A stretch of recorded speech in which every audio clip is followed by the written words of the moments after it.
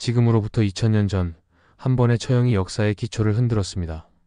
하나님의 아들이자 약속된 메시아였던 나사렛 예수께서는 배신당하고 정죄받고 조롱당한 뒤 로마의 십자가에 못 박히셨습니다.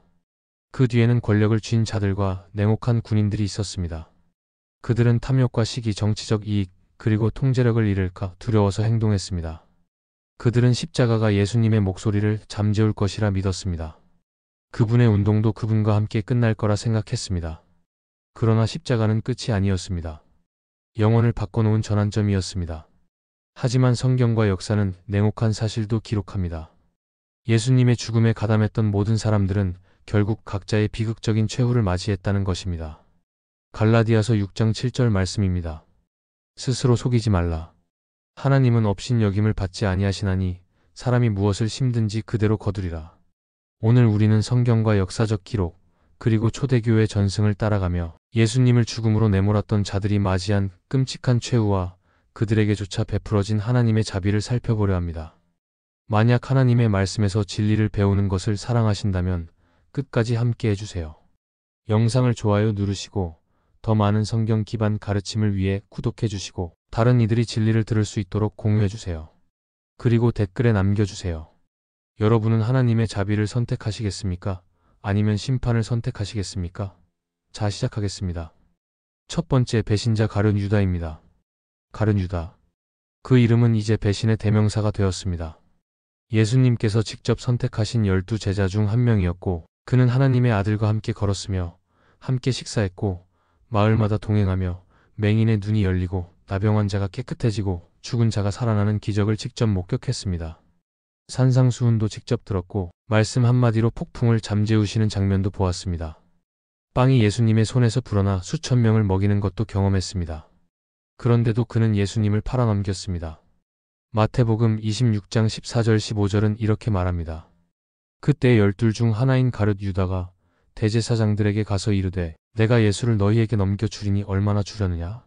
하니 그들이 은 30개를 달아주거늘 은 30개 종 한 명의 값 나귀 한 마리 값보다도 못한 돈으로 유다는 세상의 구주를 팔아넘겼습니다. 복음서들은 이미 유다의 성품을 암시합니다. 요한복음 12장 6절은 그가 돈계를 맡아 두고 거기 있는 것을 훔쳤던 도둑이었다고 기록합니다. 그의 마음은 오래전부터 탐욕에 잠식되어 있었고 사탄은 그 틈을 파고든 것입니다. 누가복음 22장 3절은 말합니다. 사탄이 가룟이라 부르는 유다에게 들어가니 그래서 겟세마네의 어둠 속에서 유다는 군인들과 성전 경비들을 이끌고 예수님께 다가왔습니다. 그는 어떻게 예수님을 식별했습니까? 사랑의 표시인 입맞춤으로 말입니다. 누가복음 22장 47절 48절입니다. 예수께 입맞추려고 가까이 나아가니 예수께서 이르시되 유다야 내가 입맞춤으로 인자를 파느냐? 배신은 이미 이루어졌습니다. 그러나 예수께서 정죄당하신 것을 본 순간 유다는 자신이 저지른 죄악의 무게에 짓눌렸습니다. 마태복음 27장 3절부터 5절은 이렇게 기록합니다. 그때 예수를 판 유다가 그의 정죄됨을 보고 스스로 뉘우쳐 은 30을 대제사장들과 장로들에게 도로 가져다 주며 이르되 내가 무죄한 피를 팔고 죄를 범하였도다.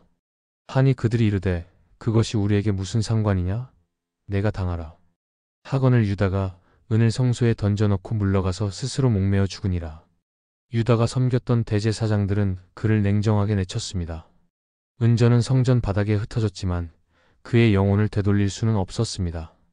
죄책감과 절망에 휩싸인 그는 스스로 목을 메어 죽었습니다. 그러나 사도행전은 그의 죽음에 관한 더 섬뜩한 세부사항을 전합니다. 사도행전 1장 18절입니다. 이 사람이 불의의 삭스로 밭을 사고 몸이 곤두박질하여 배가 터져 창자가 다 흘러나온지라. 전승에 따르면 유다는 바위 절벽 근처에서 목을 맸습니다. 그곳은 후에 피밭이라 불리게 됩니다. 밧줄이 끊어졌든 나뭇가지가 부러졌든 그의 시신은 바위에 부딪혀 산산이 부서졌습니다. 유다의 은 30은 제사장들에 의해 그 밭을 사는 데 쓰였고 이는 스가랴 11장 13절의 예언을 성취했습니다. 여호와께서 내게 이르시되 그들이 나를 헤아린 바 그 값이 참으로 귀하니라 하셨느니라. 내가 곧 그 은 30을 여호와의 집에서 토기장이에게 던지니라. 유다는 수치 속에 죽었습니다. 세상에 버림받고 자신이 따르던 자들에게도 버림받았으며 영원히 배신자라는 이름으로 기억됩니다. 예수님은 배신의 순간에도 그를 친구라 부르셨지만 유다는 그 은혜를 거절했습니다. 그의 이야기는 경고입니다. 예수님과 함께 걸으며 말씀을 듣고 기적을 본다 해도 마음을 온전히 내어 맡기지 않으면 여전히 멸망할 수 있다는 것입니다. 두 번째, 예수님을 정죄한 대제사장 가야바입니다. 가야바는 그 해의 대제사장이었으며 이스라엘 종교 권력의 중심에 서 있던 인물이었습니다. 그는 거룩한 제사장의 옷을 입고 성전 뜰에 서서 하나님과 백성 사이의 중재자라는 지위를 지녔습니다. 그러나 예수님이 잡히신 그날 밤, 그는 정의를 추구하기보다 죽음을 확정짓기 위해 자신의 권세를 사용했습니다. 요한복음 11장 49절 50절은 그의 냉정한 계산을 전합니다. 그의 대제사장인 가야바가 그들에게 말하되 너희가 아무것도 알지 못하는도다. 한 사람이 백성을 위하여 죽어서 온 민족이 망하지 않게 되는 것이 너희에게 유익한 줄을 생각하지 아니하는도다. 가야바에게 예수님은 율법과 선지자의 성취가 아니었습니다. 예수님은 위험한 방해자, 곧 유대 종교 지도자들과 로마 통치자들 사이의 미묘한 균형을 흔드는 인물이었습니다. 날로 늘어가는 무리들, 기적들, 그리고 자신이 하나님의 아들이라 하신 주장, 이 모든 것이 가야바의 권세를 위협했습니다. 그래서 그는 은밀히 음모를 꾸몄습니다. 복음서는 종교 지도자들이 예수님을 간교하게 잡아 죽일 방법을 찾고 있었다고 전합니다. 그리고 유다가 배신을 제안하자 가야바는 드디어 기회를 보았습니다. 깊은 밤 유대법 절차를 어기면서 가야바는 사내들인을 소집했습니다. 그 재판은 정의가 아니라 조롱이었습니다. 거짓 증인들이 불려왔으나 그들의 증언은 서로 모순되었습니다. 그럼에도 가야바는 밀어붙였습니다. 마태복음 26장 63절 64절입니다. 대제사장이 예수께 말했습니다. 내가 살아계신 하나님으로 맹세하게 하노니 내가 그리스도 곧 하나님의 아들인지 우리에게 말하라. 예수님께서 말씀하시길 내가 말하였느니라. 그러나 내가 너희에게 이르노니 이후에 너희가 인자가 권능의 우편에 앉아있는 것과 하늘 구름을 타고 오는 것을 보리라. 이에 대제사장은 옷을 찢으며 말했습니다. 그가 하나님을 모독하였도다. 우리가 어찌 더 증인을 필요로 하리요? 보라, 너희가 지금 그의 모독하는 말을 들었도다. 사람들이 대답했습니다. 사형에 해당하니라. 바로 그 순간 거룩을 상징하는 제사장의 옷을 찢고 하나님의 아들을 죽음에 넘겨야 한다고 선언한 사람은 가야바였습니다. 아침이 되자 예수님은 빌라도의 손에 넘어갔고 오후가 되자 십자가에 달리셨습니다. 그렇다면 가야바의 최후는 어땠을까요? 성경은 그의 결말을 기록하지 않습니다. 그러나 유대 역사가 요세푸스는 몇 년 뒤 로마 총독 비탈리우스에 의해 가야바가 대제사장직에서 쫓겨났다고 기록합니다. 한때 이스라엘에서 가장 높은 종교적 권좌에 앉아있던 자가 하루아침에 권력을 박탈당한 것입니다. 직위를 잃자 그의 영향력도 무너졌습니다. 전승에 따르면 가야바는 치욕 속에서 여생을 보냈습니다. 어떤 기록은 그가 수치심을 견디지 못해 스스로 목숨을 끊었다고 하고 또 다른 기록은 병에 걸려 자신의 백성에게 저주받은 이름으로 죽었다고 전합니다. 하나님의 율법과 백성의 지도자 역할 그리고 거룩한 대제사장의 직분을 맡았던 그가 정작 참된 대제사장 앞에서는 그분을 정죄했던 것입니다. 결국 가야바의 이름은 영광이 아니라 오명으로 남았습니다. 진리를 수호한 자로 기억된 것이 아니라 길과 진리와 생명이신 이를 죽음으로 몰아넣은 자로 남은 것입니다. 세 번째, 배후의 권력자 안나스입니다. 가야바의 장인이었던 안나스는 한때 스스로 대제사장의 옷을 입었던 인물입니다. 서기 6년부터 15년까지 그는 이스라엘에서 가장 강력한 종교 권좌에 있었습니다. 비록 로마인들이 그를 자리에서 물러나게 했지만 그는 권력의 끈을 결코 놓지 않았습니다. 요한복음 18장 13절은 예수께서 붙잡히신 후 먼저 안나스에게 끌려갔다고 기록합니다. 그는 바로 그 해의 대제사장인 가야바의 장인이었기 때문입니다. 왜 예수님을 곧장 가야바에게 데려가지 않았을까요? 안나스야말로 제사장직의 실질적인 권력이었기 때문입니다. 공식적인 직함이 없어도 그의 영향력은 사내들인 전체를 좌우했습니다. 그는 가문을 기반으로 한 정치 전략가였으며 역사 기록에 따르면 그의 아들 5명과 사위 가야바까지 모두 대제사장직을 차지했습니다. 제사장직은 안나스를 정점으로 한 일종의 가문 세습 왕조가 되어 있었습니다. 그의 예수 신문은 날카롭고 공격적이었습니다. 요한복음 18장 19절은 이렇게 기록합니다. 대제사장이 예수께 그의 제자들과 그의 교훈에 대하여 물으니 이는 진리를 알고자 함이 아니라 정죄할 구실을 찾기 위한 것이었습니다. 예수님의 대답은 담담하고 흔들림 없었습니다. 내가 드러내어 세상에 말하였노라. 모든 사람들은 회당과 성전에서 들었거늘 어찌하여 내게 묻느냐? 들은 자들에게 물으라. 그러나 이것은 안나스가 원하던 답이 아니었습니다.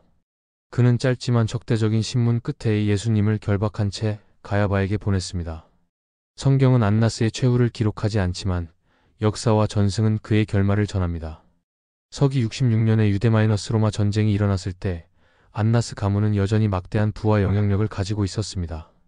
그러나 서기 70년 로마 군대가 예루살렘을 포위하자 도시는 기근과 폭력, 혼란에 휩싸였습니다.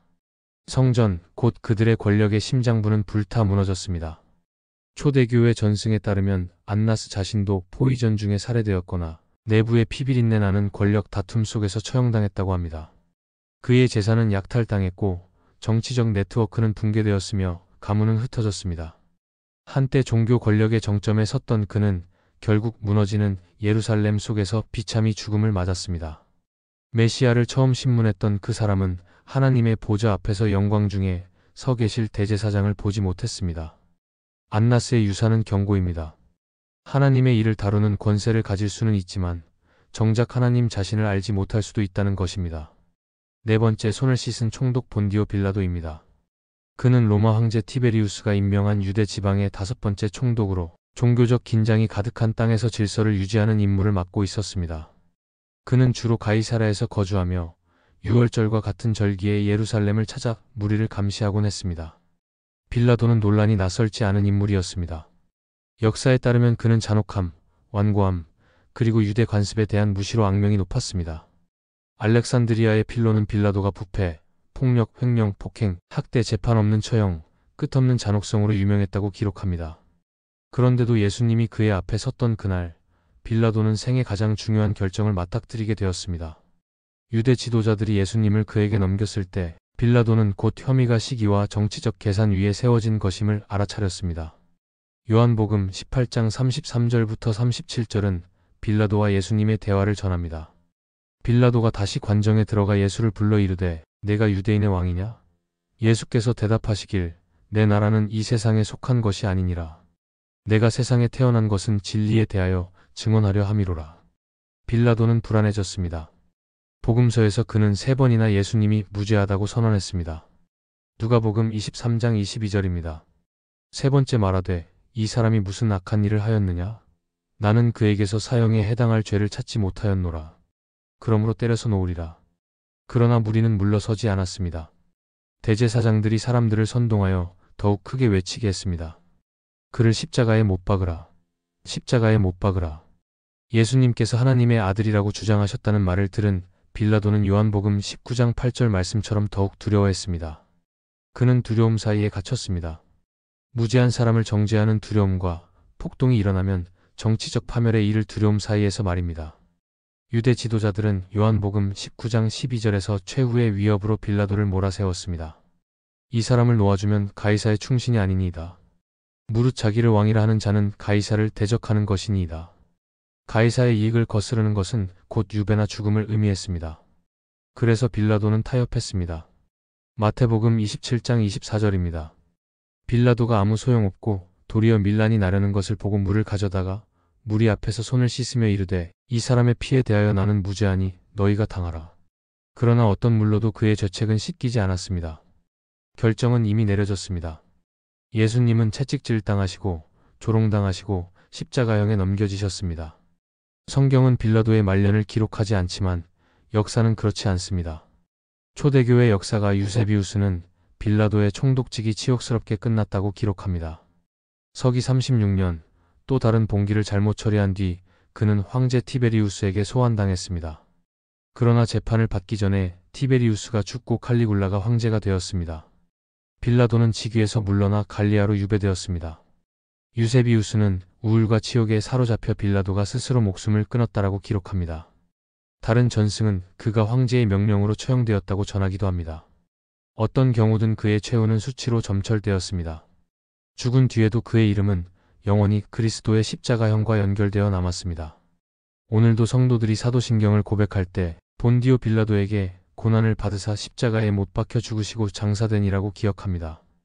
빌라도의 비극은 무지가 아니라 우유부단함이었습니다. 그는 진리를 알았습니다.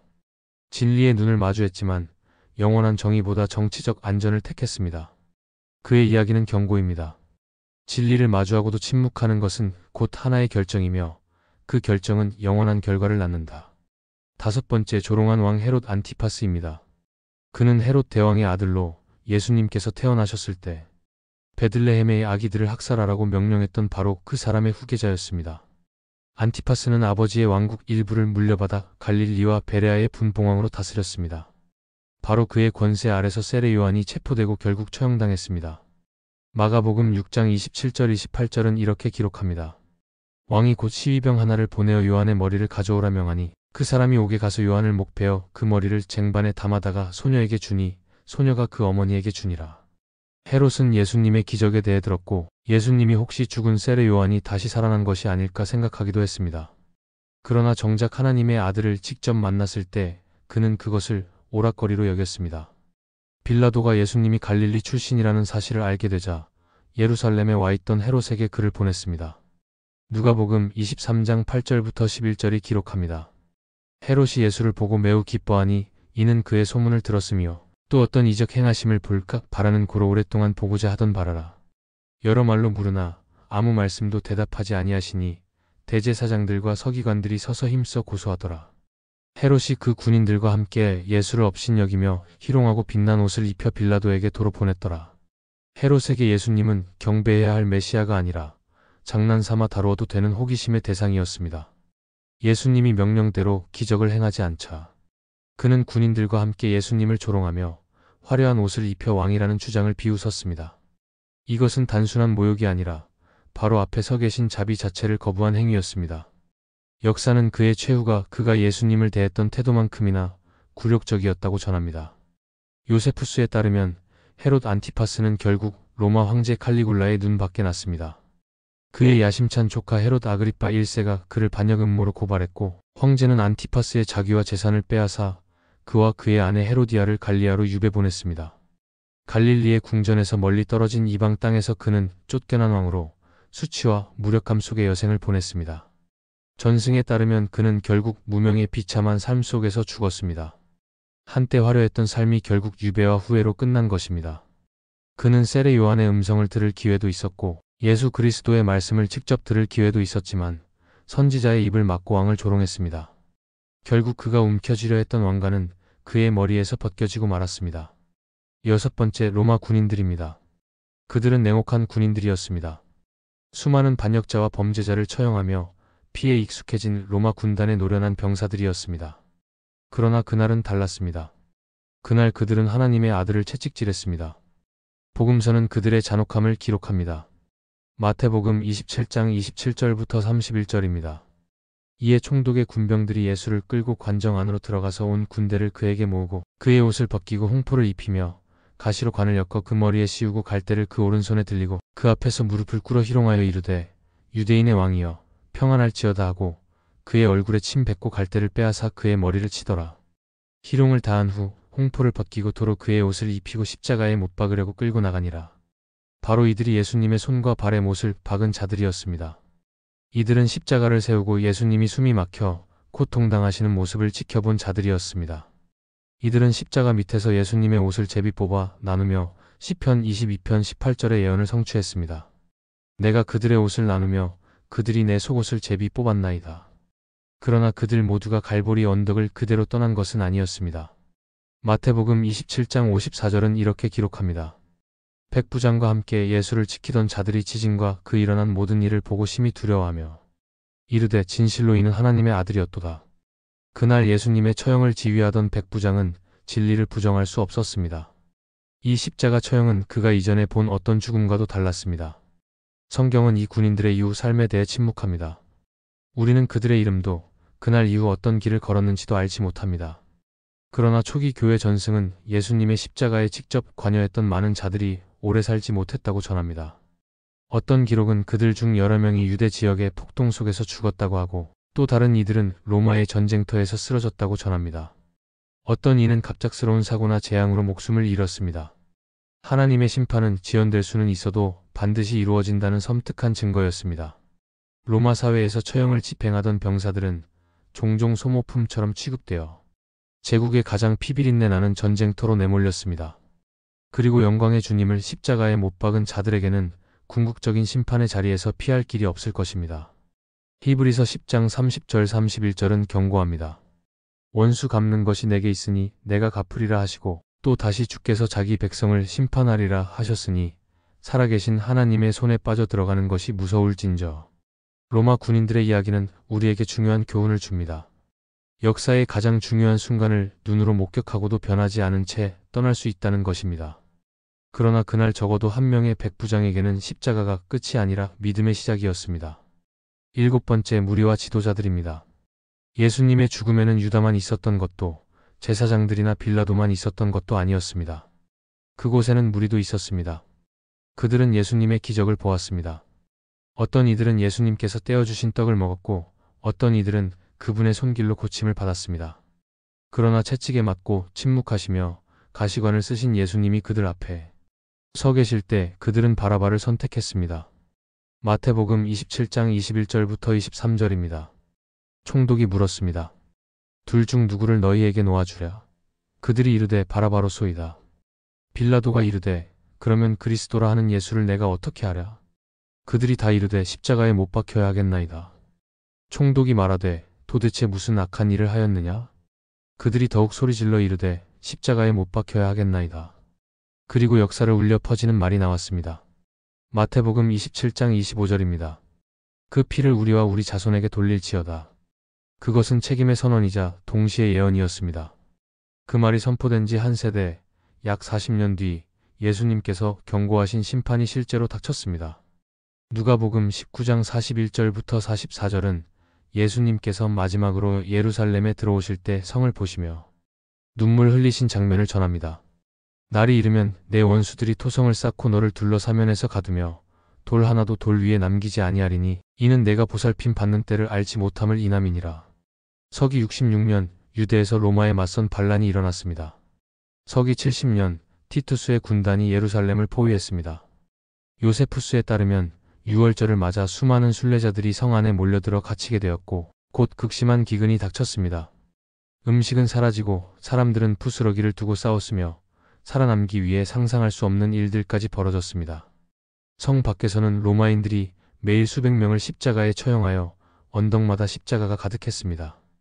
결국 성벽은 무너졌고 도시는 무자비하게 학살당했습니다. 요세푸스는 무려 100만 명 이상이 굶주림과 칼과 십자가로 죽임을 당했다고 기록합니다. 살아남은 자들은 노예로 팔리거나 로마로 끌려가 검투사 경기장에서 죽임을 당했습니다.